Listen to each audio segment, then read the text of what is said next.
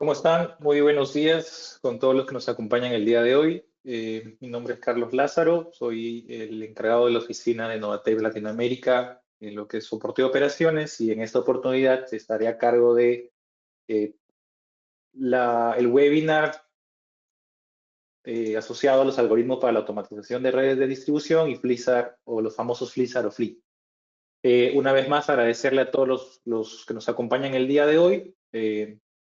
Y vamos nuevamente a entrar un poco en detalle de los distintos algoritmos que se utilizan en este tipo de aplicación, ¿no? Que es una aplicación que en los últimos 5 o 6 años ha tomado mucha mayor fuerza a nivel de la industria eléctrica, porque justamente está muy asociado al mejoramiento de los indicadores de calidad de energía o de confiabilidad de energía, que tiene que ver mucho con los famosos ID y SAIFI que se encuentran digamos, los distintos países de la región.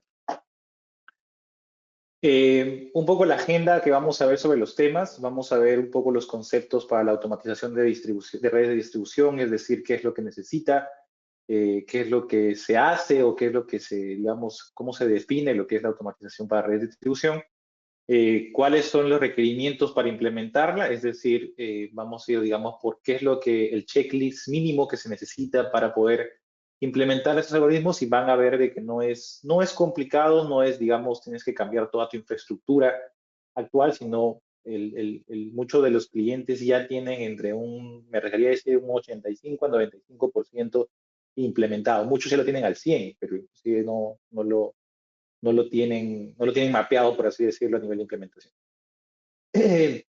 Luego vamos a ver un poco los conceptos comunes para la implementación, porque lo que vamos a ver además es qué tipos de tecnologías existen en el mercado para atacar este tipo de retos. Entonces vamos a entrar en los conceptos y ahí se van a dar cuenta un poco de los requerimientos para implementar, que son muy comunes, y los conceptos para la automatización, y a su vez cómo estos se implementan en las distintas tecnologías o en los distintos, llamémosle, paradigmas que existen para la implementación de estos algoritmos. Y luego, por último, muy brevemente, ya la solución netamente de Novatec, para que nuevamente vean cómo es que podemos implementar, a qué nivel se puede implementar y sobre todo de lo que se tiene disponible en este momento. Bueno, voy a hacer una pequeña introducción nada más de Novatec, sobre todo para aquellos que recién nos visitan o recién nos están conociendo. Van a ser 10 minutos simplemente para exponer quiénes somos como empresa y un poco las credenciales nuestras para justamente este tipo de aplicación. Novatec Automation es una empresa basada en los Estados Unidos, que a la fecha, justamente este año estamos cumpliendo 40 años en el mercado eléctrico. Desde nuestros inicios siempre nos hemos enfocado en lo que es automatización eléctrica o automatización de la infraestructura eléctrica específicamente, principalmente lo que es, nuevamente, integración de subestaciones, ¿no? Procesamiento de datos y, digamos, en el día de hoy a sistemas avanzados. Nuestro portafolio de productos cuenta con justamente productos dedicados netamente a la automatización, principalmente digamos, nuestro portafolio estrella, que es la plataforma de automatización Orion, que es una plataforma nuevamente enfocada para la adquisición y procesamiento de datos en tiempo real de infraestructura eléctrica, y así como los periféricos o accesorios, llamémoslo así, para colaborar justamente a esta automatización, ¿no? Lo que son los relojes GNSS o de relojes de sincronización satelital y lo que vendrían a ser los transductores o medidores Bytronix para justamente la adquisición de datos. Todo nuestro portafolio con 10 años de garantía internacional, como decimos nosotros, sin hacer preguntas, directamente asociado al cliente final, independientemente del canal que ustedes decidan utilizar o adquirir. Nuevamente un poco las credenciales. Novatec es la plataforma número 1 utilizada en los Estados Unidos a nivel de automatización de subestaciones, no solamente por la robustez del sistema, sino también por la confiabilidad y a su vez la facilidad de uso o la interfaz amigable hacia el usuario para configuración, mantenimiento y puesta en servicio. ¿Eso a qué se traduce solamente en los Estados Unidos? A más de 30,000 subestaciones operando con nuestros equipos, desde aplicaciones simplemente de adquisición de datos cableados o de entradas directas, lo que vendría a ser una digitalización o una pseudo digitalización bajo los conceptos modernos de la digitalización, hasta lo que son automatización nivel 1, nivel 2, un SaaS, hasta inclusive lo que podríamos llamar un nivel 3, tanto en distribución, generación y transmisión. Tenemos un portafolio, una base instalada bastante rica en aplicaciones, nuevamente en retos, porque nuevamente eso es lo que nosotros nos dedicamos como implementación de la plataforma. ¿No? Buscamos la forma de resolver esos retos, esos requerimientos de los clientes finales. Nuestro modelo de operación es, nuevamente, la empresa basada en Estados Unidos. Tenemos una oficina principal administrativa y una oficina de ensamblaje, manufactura y nuevamente construcción de los equipamientos. Y así como tenemos una oficina en Perú, en Lima, para justamente lo que es el soporte a la región de Latinoamérica específicamente hablando, ¿no? Soporte en el mismo idioma, en la misma zona horaria prácticamente, justamente para toda la implementación que se desea.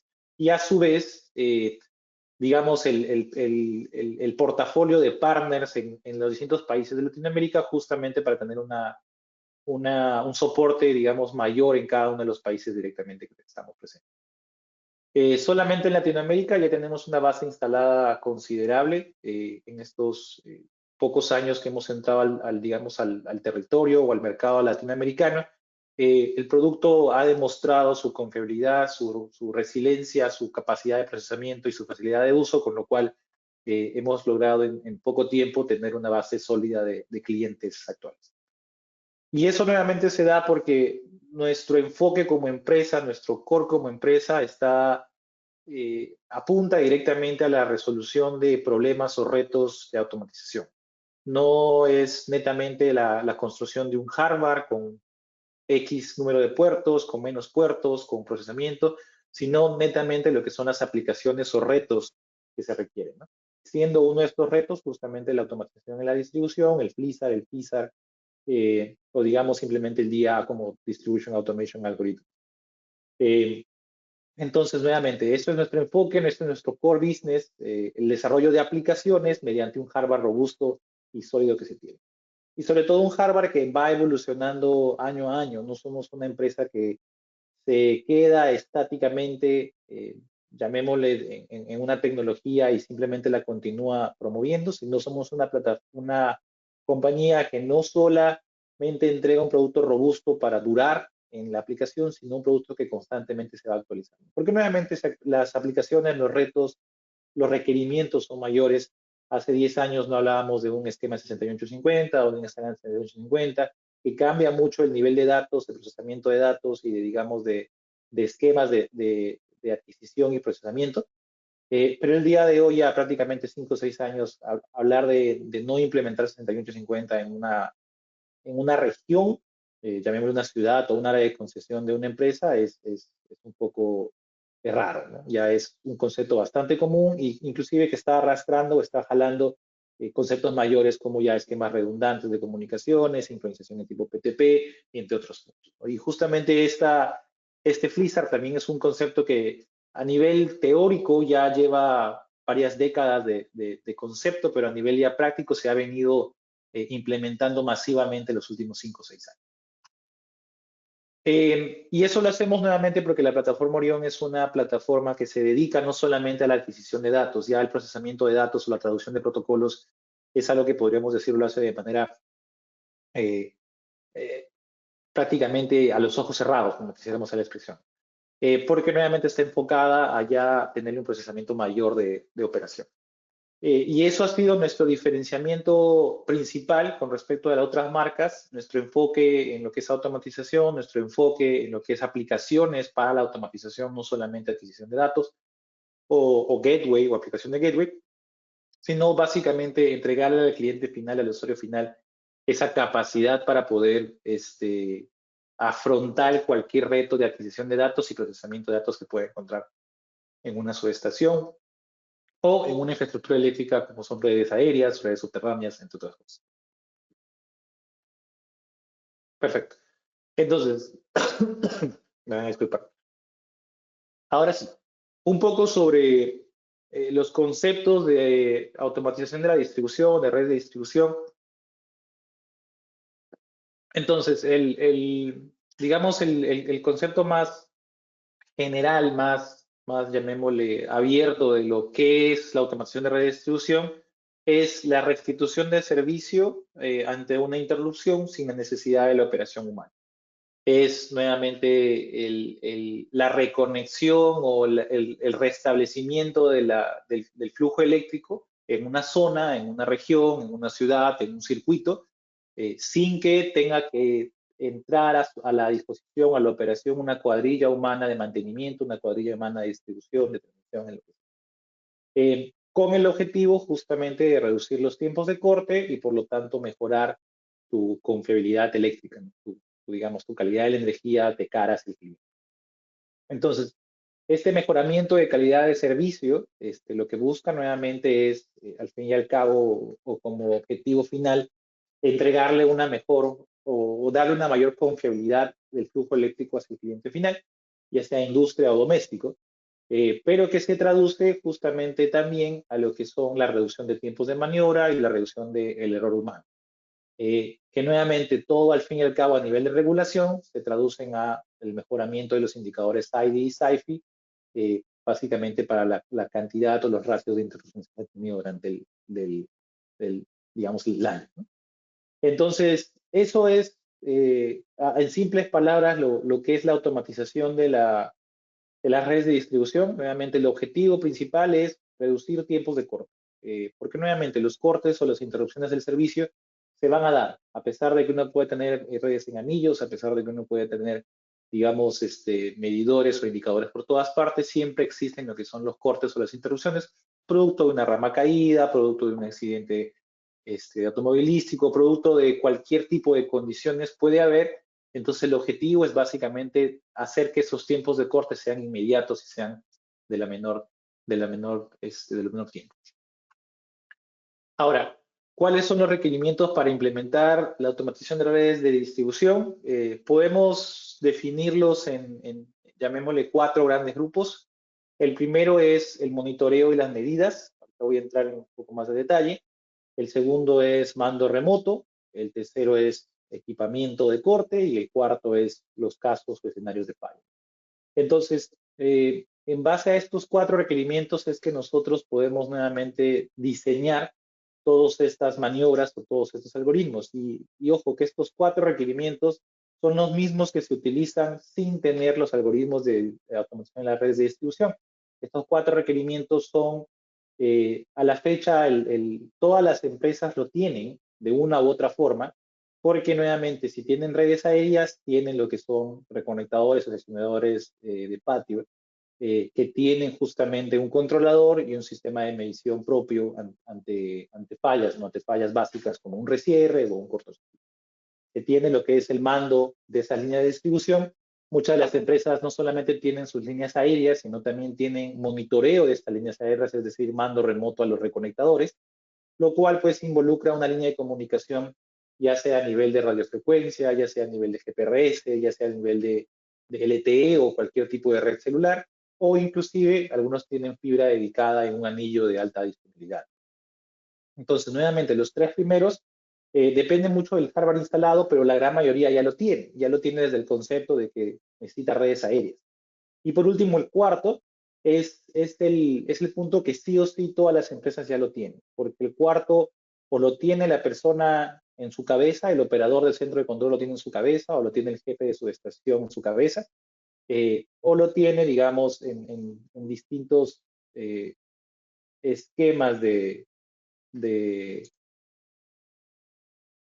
de implementación. Entonces, los 4 puntos nuevamente ya son eh, requerimientos que todas las empresas eléctricas lo tienen o todas las empresas eléctricas normalmente ya lo poseen.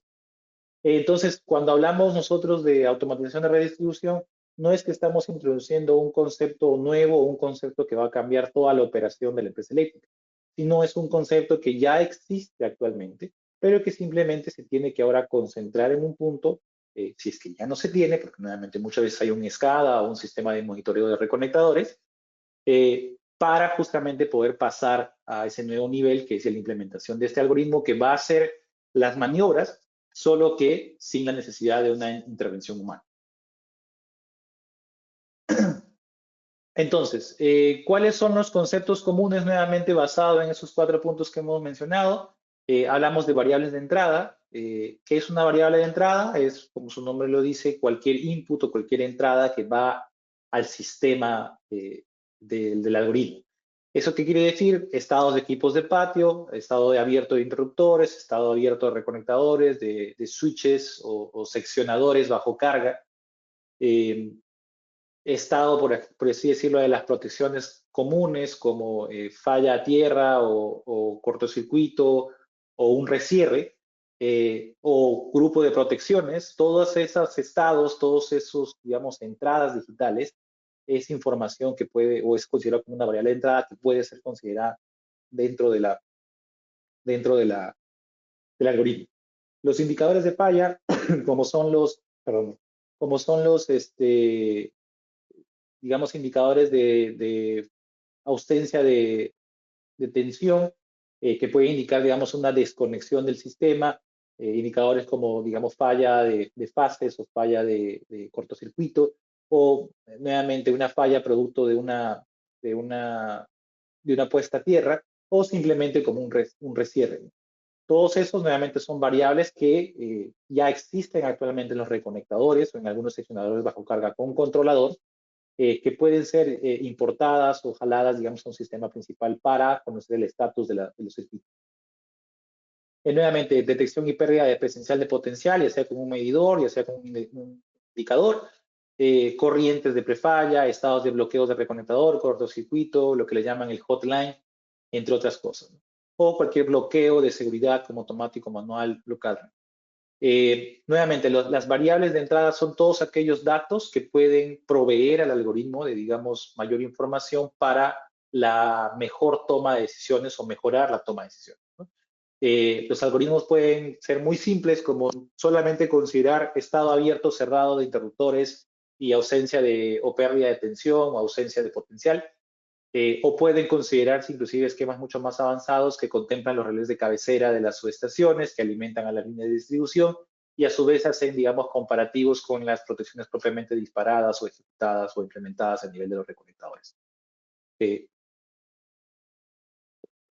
nuevamente, una variable de entrada es toda aquella señal eléctrica que nosotros querramos introducir al sistema o al algoritmo para nuevamente mejorarlo o complementarlo.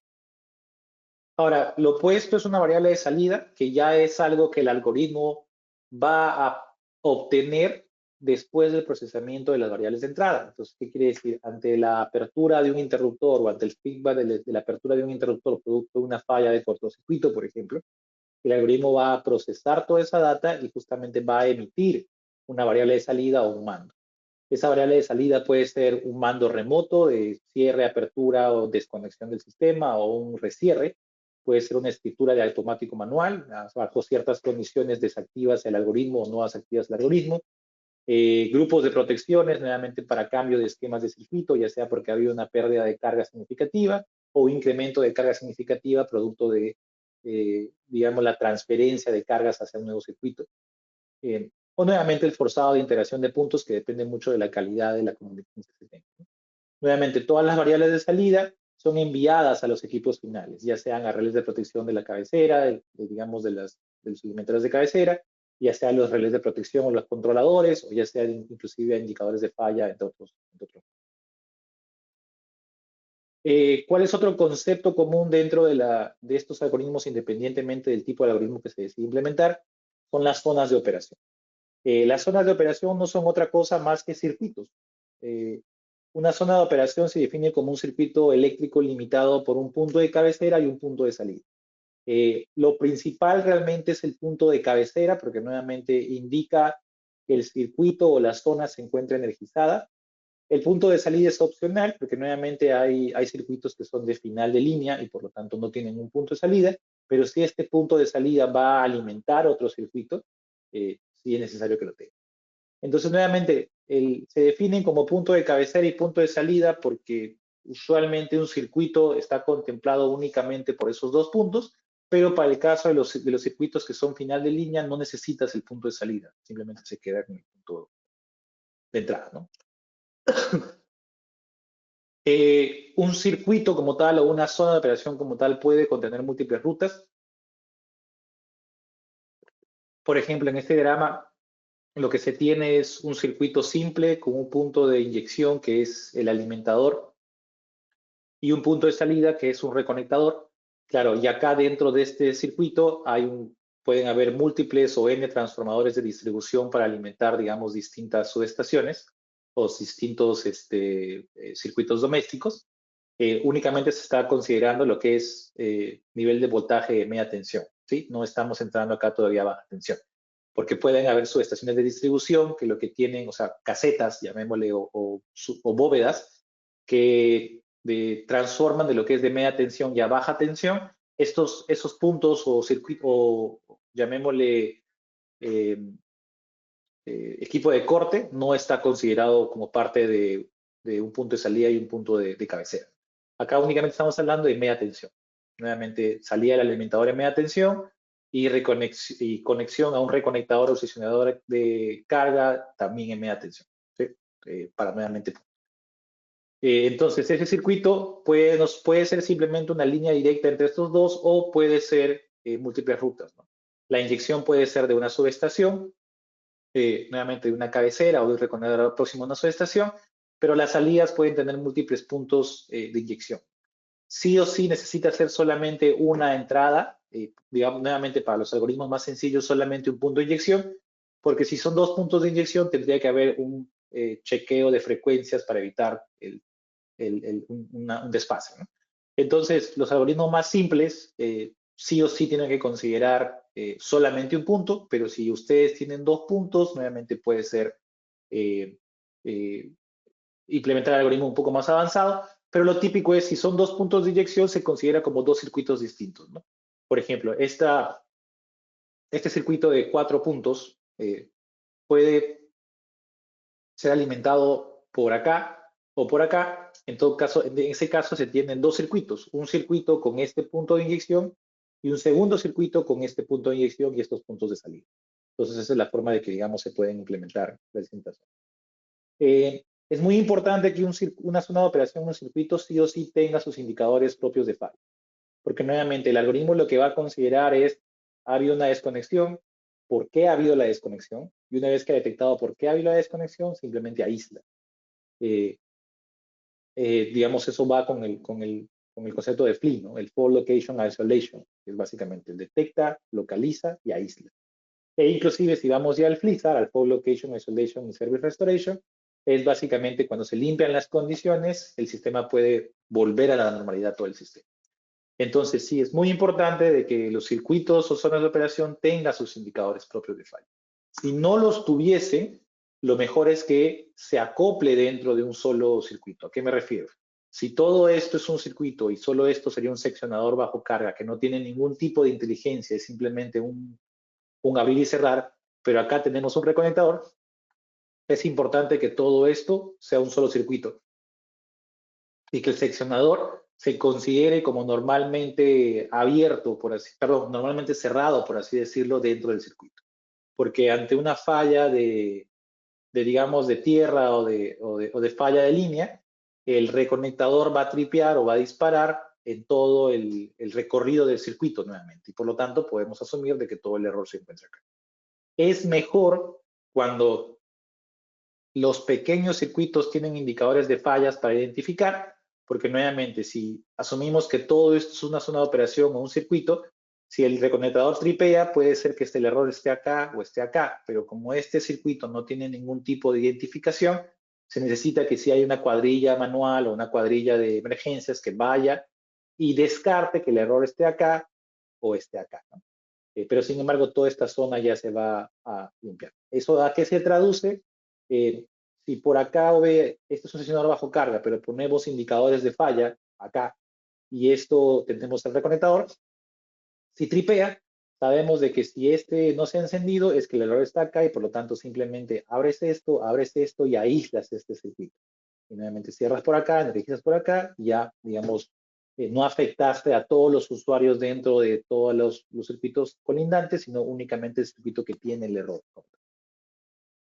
Y bueno, perdona, obviamente las zonas de operación o circuitos necesitan la capacidad del mando remoto.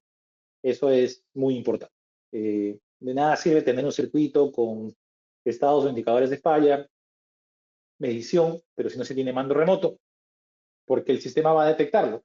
El sistema te puede mandar la alarma, pero nuevamente no va a poder aislarlo. Vas a necesitar que viaje una cuadrilla, digamos, a la locación para recién poder hacer digamos, el tripeo o la desconexión. Entonces eso es prácticamente como si tuvieras un sistema de monitoreo más no un sistema Lizard o FISAR. Y acá está lo que les mencionaba. Un punto de cabecera puede ser un punto de salida. Por ejemplo, este circuito, este es el punto de inyección, este es el punto de salida, pero este punto de salida ahora se convierte en un punto de inyección para este nuevo circuito. Que un punto o un punto de reconexión sea un punto de salida en un circuito no significa de que siempre va a ser un punto de salida. Puede convertirse en un punto de inyección como tal. Listo. Entonces, esos son, como les mencionaba, un poco los conceptos comunes o generales que se tienen a nivel de estos tipos de algoritmos. Lo que ya se diferencian en las tecnologías que hay en el mercado es básicamente qué ofrecen los distintos proveedores, ¿no? Hay distintas soluciones para este tipo digamos, mecanismos o retos. Hay las soluciones basadas solamente en software, hay las soluciones basadas en software y hardware, o las soluciones basadas únicamente en hardware, ¿no? No voy a decir que una es mejor que la otra, porque nuevamente cada una tiene sus ventajas y desventajas con respecto a las otras. Creo que al menos en esta aplicación puntual, eh, la clave no es cuál es mejor, sino todas son complementarias. Hay topologías que son muy buenas en algunos aspectos, así como en aspectos, digamos, más macros no son tan buenas, o algunas topologías que a nivel de procesamiento son muy buenas, pero digamos nuevamente a nivel de probablemente ordenamiento de la red o costo, la red no es tan eficiente, ¿no? Y eso se da porque no una solución es universal, las soluciones están muy asociadas a los retos que específicamente se tenga esa empresa eléctrica o esa industria eléctrica o esa compañía, ¿no?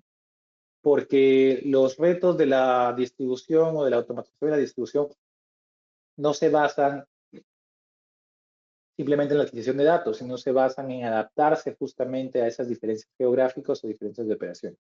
Porque nuevamente no es lo mismo hablar de comunicaciones en una ciudad grande con, digamos, tecnología LTE a una zona alejada que únicamente llega a 2G o 3G o GPRS o inclusive a radiofrecuencia, ¿no? Entonces los cambios, los paradigmas cambian, las comunicaciones cambian, lo cual obliga nuevamente a tener las distintas topologías, ¿no? Y sobre todo la cantidad de usuarios. No es lo mismo, digamos, la afectación a tu calidad de servicio que puedas tener por tener 10.000 usuarios, 15.000 usuarios conectados en un circuito largo, a tener 4, 5, 8 millones de usuarios en una ciudad. Entonces, es muy distinto el dimensionamiento de las topologías es muy distintas y por lo tanto no se puede decir de que una es universal y funciona para todos.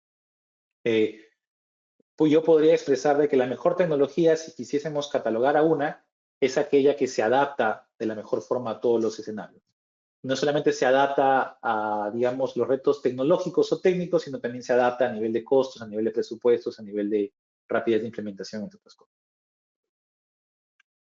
Entonces, como les mencionaba, hay muchos proveedores o vendors en el mercado que ofrecen este tipo de tecnologías, ¿no?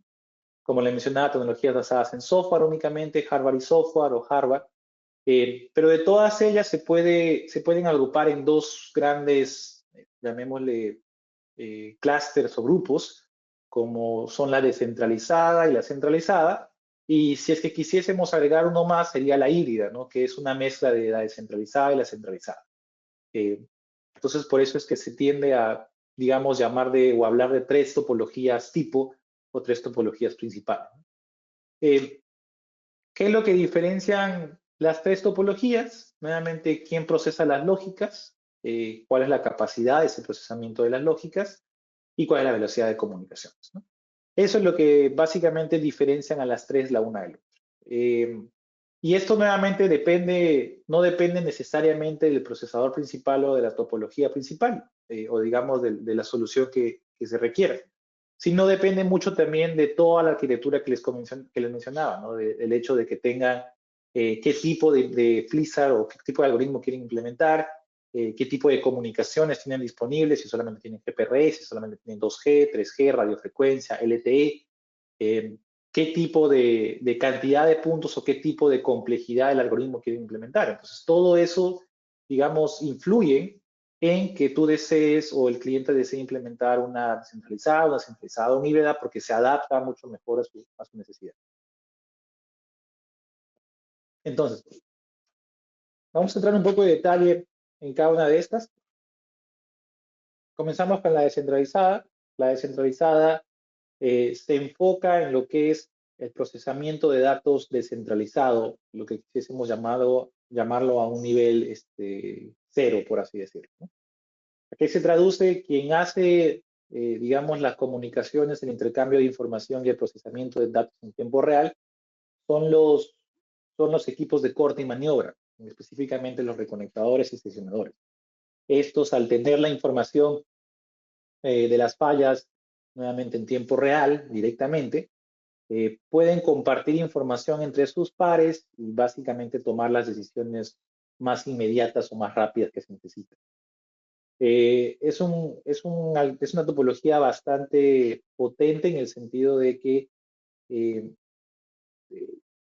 tiende a ser la más rápida a nivel de implementación en tiempo, porque nuevamente no hay ningún tipo de latencia de comunicaciones, sobre todo si, por ejemplo, estás en un medio cercano, en un radio de 10 kilómetros, 15 kilómetros, y puedes darte el lujo de tener un cable directo entre ambos puntos, y por lo tanto se tiende a tener la perspectiva de que es la topología más rápida, ¿no? Sin embargo, como les mencionaba antes, hablar de rapidez es un poco hablarlo con pinzas, porque la rapidez depende mucho de la tecnología que estés utilizando. El objetivo de la descentralizada es que el procesamiento del algoritmo lo efectúe el equipo de corte, que sea el nivel cero, por así decirlo. Pero sin embargo, la comunicación entre pares, entre peers, puede tener mucha latencia a pesar de ser directamente cero, ¿no? Porque nuevamente la ejecución de los algoritmos no depende únicamente de un equipo, sino depende de la información de toda la red asociada a ese circuito, ese algoritmo. Entonces, si tú tienes un equipo que tiene la lógica a nivel del nivel 0, del nivel 1, pero utiliza pues GPRS para comunicarse entre los reconectadores, es lo mismo que tú tengas en un sistema SCADA en tu centro de control o en la subestación, porque la latencia va a ser la misma. Pero sin embargo, puedes darte el lujo de tener un cable dedicado entre ellos. Vamos a hablar de que sí podría tener una velocidad un poco más acelerada. Entonces, es un tema muy subjetivo el hecho de la velocidad en este punto. A nivel de aplicación, se aplica muy rápido si es que ya se tiene estandarizado el tipo de reconectadora en un circuito. Sin embargo, y como es la gran mayoría de clientes, se tienen múltiples marcas a nivel de controladores y por lo tanto no tienen todas la capacidad de hacer estos circuitos automáticos. Por lo tanto, un poco a nivel de implementación, cuando quieres hacerlo es un poco más costoso porque involucra estar sí o sí con un mismo proveedor, por así decirlo, de controladores o de reconectadores o de sesionadores bajo carga con controlador para implementar. Entonces, dependiendo nuevamente de las condiciones de la empresa, puede ser desde muy alto a medio la implementación. Pero nuevamente, hace el trabajo, hace la implementación, depende nuevamente de lo que se está requiriendo. Luego tenemos la centralizada, que de repente esta es la más común. Cuando hablamos de centralizada, hablamos de usualmente un sistema SCADA o un ADMS o un DMS, que nuevamente quien procesa toda la data, quien recibe toda la información es el sistema centralizado o el SCADA o el DMS. Esto usualmente ya está listo porque un sistema ADMS o SCADA ya recibe toda la información de las subestaciones y a su vez también ya recibe la información en su gran mayoría de todos los reconectadores o circuitos aéreos. Por lo tanto, digamos, el servicio de integración ya debería estar, es simplemente trabajar en el servicio del algoritmo como tal. ¿Cuál es la ventaja de este tipo de solución? Que al ser un sistema SCADA, usualmente no hay problemas a nivel de procesamiento, ¿no? Porque estamos hablando de un procesamiento de lo último en tecnología, de alta disponibilidad, y que simplemente como trabaja en servidores, existe nuevamente RAM y procesamiento de sobra para poder implementar estas lógicas. Entonces, usualmente los sistemas SCADAs no se limitan a manejar algoritmos sencillos de apertura, un equipo, falla el canal, mando apertura y aíslo, etcétera, ¿no? Que es nuevamente el algoritmo más sencillo, sino ya vienen con los algoritmos de cálculo de impedancia, de predicción de fallas más avanzados, ¿no? Porque nuevamente pueden darse ese lujo de tener múltiples tareas operando al mismo tiempo. Lo cual también un poco agrega complejidad, porque los algoritmos, cuanto más complejo y más data tenga o necesite el algoritmo, nuevamente hay una mayor etapa de limpieza de datos, limpieza de base de datos y acondicionamiento del base de datos. Los algoritmos el día de hoy pueden hacer cálculos de impedancia, predicciones de falla, cálculos de la mejor ruta hacia la conexión, pero nuevamente para eso necesitan datos. No es de que lo van a hacer simplemente con el estado del interruptor o el estado de la falla, no.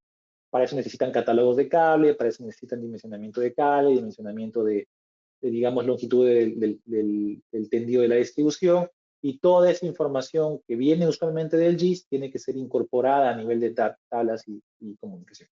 Entonces, esos algoritmos complejos requieren mucha más ingeniería, lo cual se necesita de a veces una mayor inversión, ¿no? Porque usualmente las distribuciones o las áreas no están totalmente organizadas, entonces hay un periodo de adaptación o limpieza de la base de datos que tiende a ser aproximadamente de un año.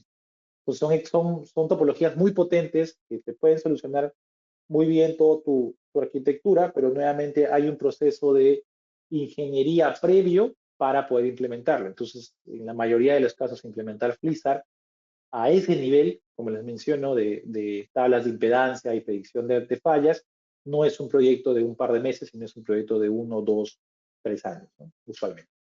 Lo cual, eso es lo que a veces lo vuelve costoso a nivel de implementación. Y luego tenemos la topología híbrida, que, como le mencionaba, perdonen, es una combinación entre la descentralizada y la centralizada. Es centralizada porque sí centraliza la data como lo hace un sistema SCADA en un punto principal, pero es descentralizada porque no es de que la centralice en un único punto para todo el área de concesión de la empresa. No lo centraliza en un punto donde se encuentran esos circuitos aledaños o esos circuitos problemáticos. Entonces, por eso la llaman híbrida, porque no requiere o no buscas implementar los circuitos más complejos que tienen cálculos de impedancia ni nada por ese estilo, sino está más asociado a circuitos básicos o circuitos intermedios. Cuando hablo de básico es, se aperturó el interruptor o el reconectador, tiene falla en el circuito, aíslas y reinyectas por otra zona. Y los circuitos intermedios es lo mismo, pero hacen un análisis de cargabilidad para saber cuál es la mejor zona de entrega o reinyección de carga. Entonces, ese tipo de circuitos no necesitas tanta información de catálogos de carga, no necesitas tanta información de cálculos de impedancia, y puedes hacerlo con condiciones y definiendo nuevamente tus zonas, entradas y salidas que lo discutimos inicialmente. Y por lo tanto, puedes implementar eso en una subestación. ¿Y por qué en una subestación y no en un armario aéreo, digamos, en las líneas de distribución? Porque usualmente también necesitas información de los feeders o de los alimentadores o de los relés de protección de los alimentadores. Entonces es más fácil conectarte a la subestación, al switch de la subestación, adquirir esa información de la RTU o directamente de los relés si tienen la capacidad de un doble mapeo, y a su vez recibir la información de reconectadores directamente, ¿no? Entonces, esa es la razón por la cual va en subestación. Pero nuevamente, igual se podría colocar en un gabinete de poste, porque nuevamente no requieres mucho procesamiento para eso a nivel de un SCADA, simplemente son lógicas muy, muy rápidas. Esto tiende a ser de los tres la más económica, porque nuevamente para esto solo necesitas un controlador, un cerebro, ¿no? Y el controlador puede ser desde una PC industrial simple hasta un RTU que maneje lógicas o un gateway o concentrador que maneje lógicas. no necesitas un procesamiento dedicado, un servidor para justamente poder, un servidor, digamos, de procesamiento de datos avanzado que necesita un ambiente controlado, sino puede ser una RTU con lógicas que tenga conectividad para poder implementarlo, ¿no? Eso lo hace también económico y rápido de hacer, porque nuevamente acá sí hay un proceso de integración de reconectadores o de relés, pero eso es lo más difícil, ¿no? Porque puedes trabajar en paralelo con el algoritmo para poder implementarlo rápidamente.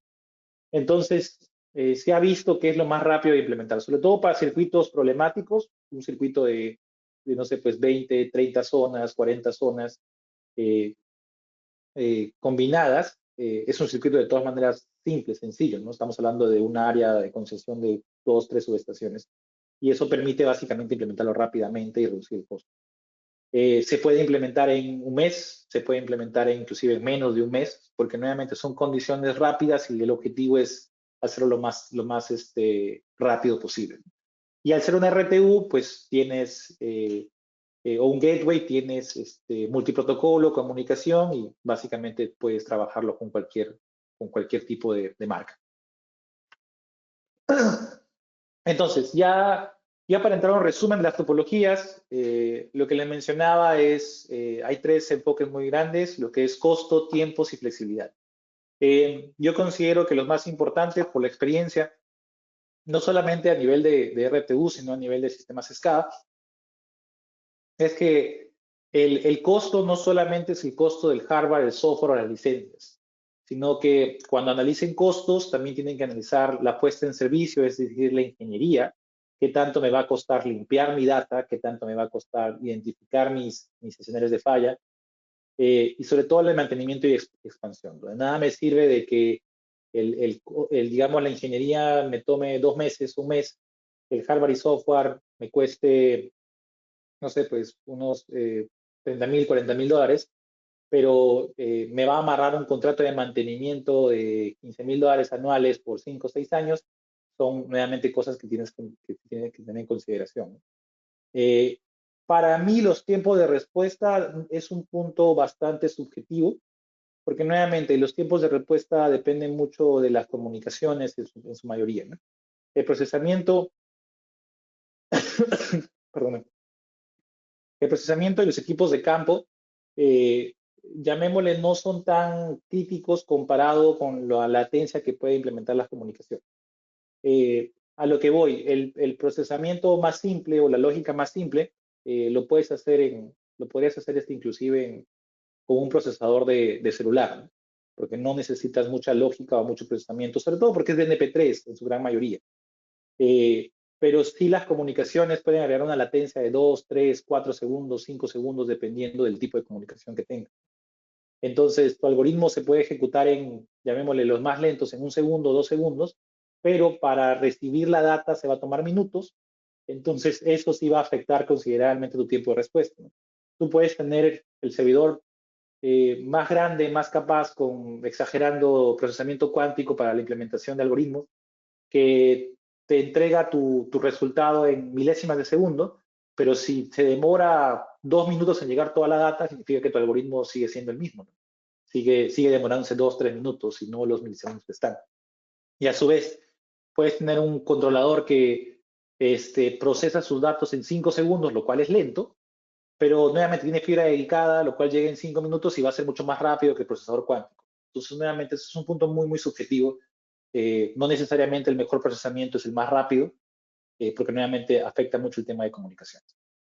Y bueno, esto sí es una recomendación nuestra, flexibilidad y expansión es algo muy importante, porque nuevamente el FLISAR a veces o estos algoritmos uno lo implementa con circuitos problemáticos, y cuando hablo de circuitos problemáticos son 3, 4 circuitos, no más.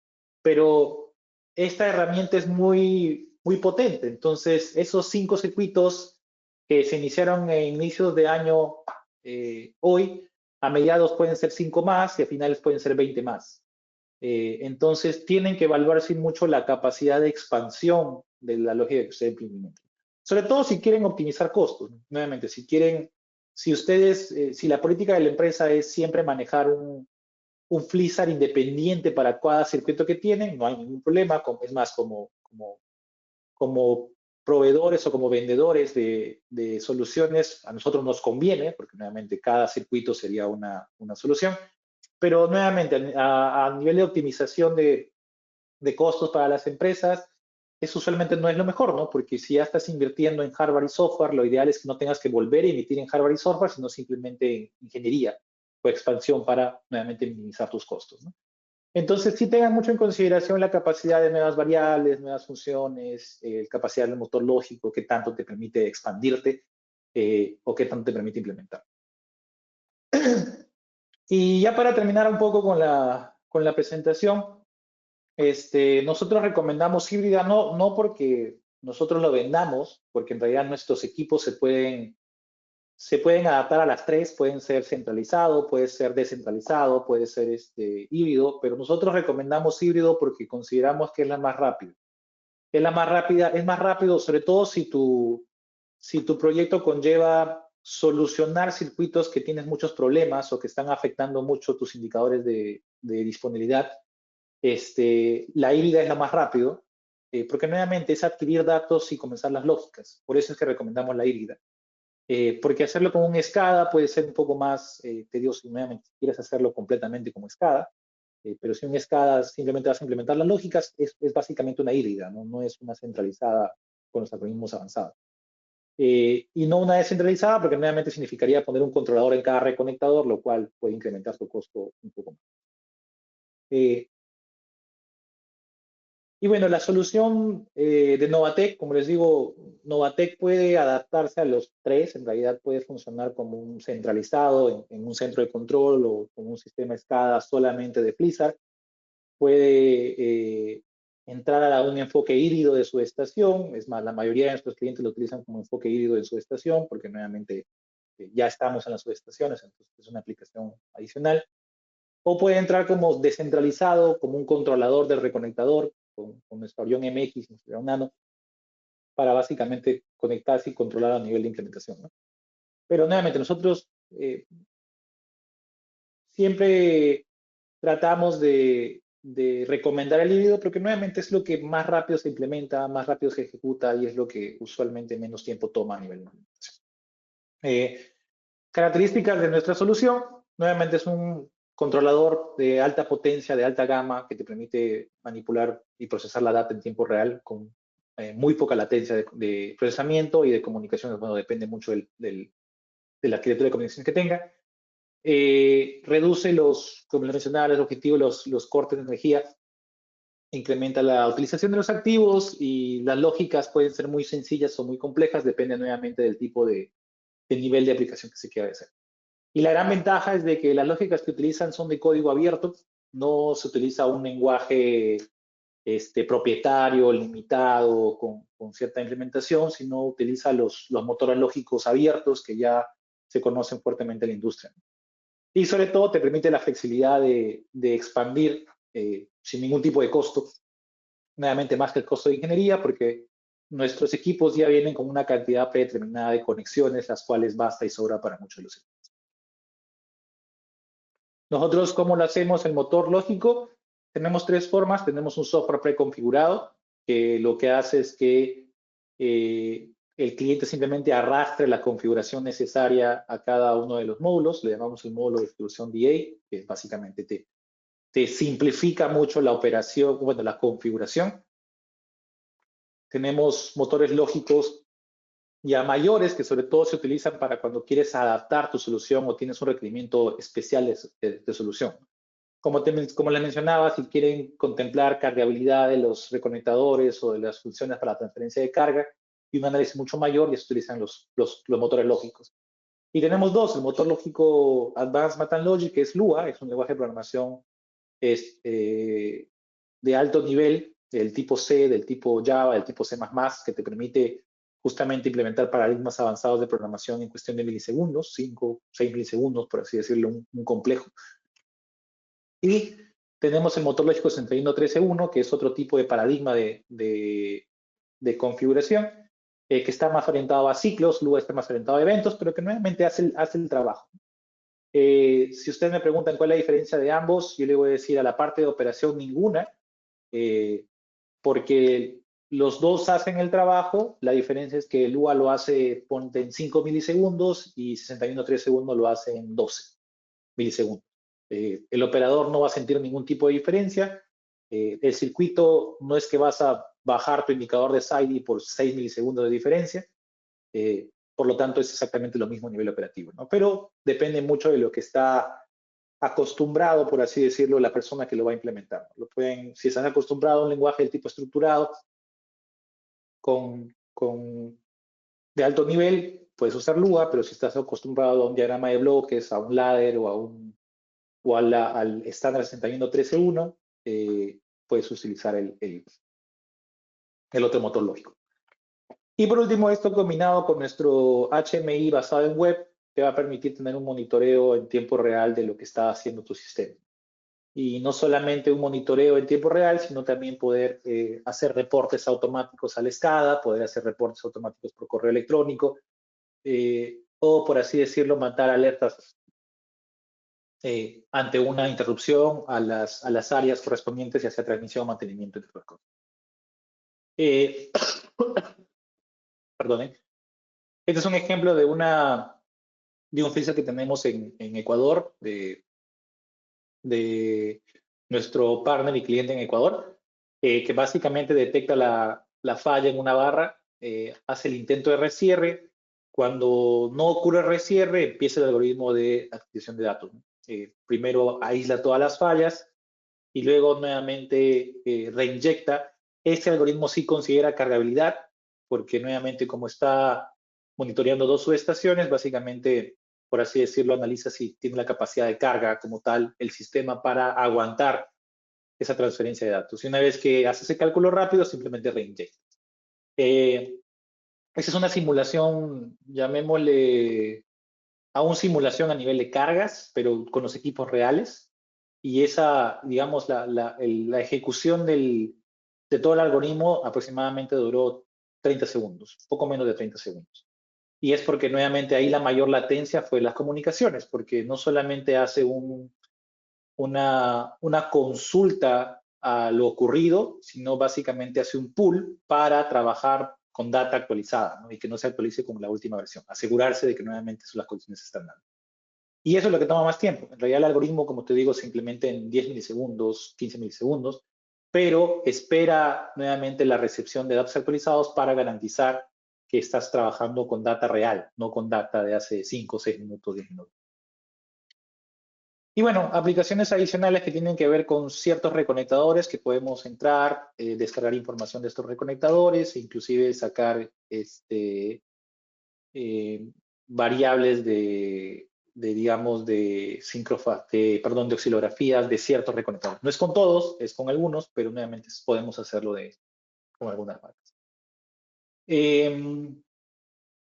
Eso es todo hasta ahora. Vamos a ver si tienen una pregunta. Nuevamente, quienes ha hablado soy Carlos Lázaro. O pueden contactar también a Guillermo Velarde, que es nuestro gerente regional de la TAM, digamos, del RSM. O también, bueno, no lo he puesto ahí, Fernanda Carreño, que nos acompaña ahorita en el background, que es nuestra directora de marketing para la región, que nuevamente pueden solicitarle cualquier información con respecto al webinar o a cualquier documentación que se necesite. Ahora, hay unas preguntas de Robert Coloma. Robert, ¿cómo estás?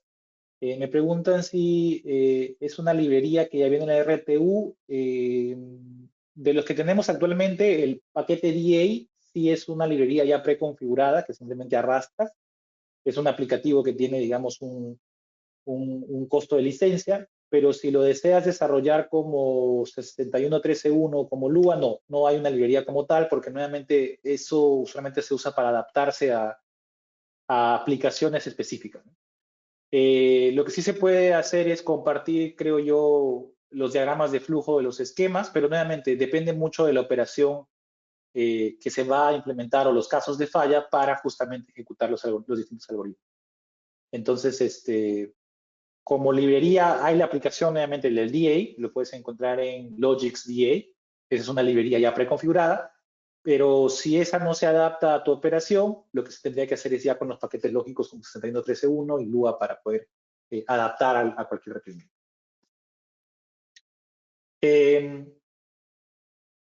Y bueno, entonces, una vez más agradecerles a todos los presentes, invitarlos a los siguientes webinars. Espero que este haya sido de su interés, y si tienen cualquier duda, cualquier consulta, cualquier requerimiento, hay una parte que quieran ahondar un poco más, por favor, con total confianza nos escriben, ya sea a los correos que están ahí o a fernanda.carreño, que es nuevamente nuestra directora de marketing para la región, y les podemos compartir toda esa información sin ningún inconveniente. Una vez más, agradecerles su presencia, esperando poder contar con ustedes en el próximo webinar, y bueno, que tengan muy buena tarde para todos los presentes. Hasta luego.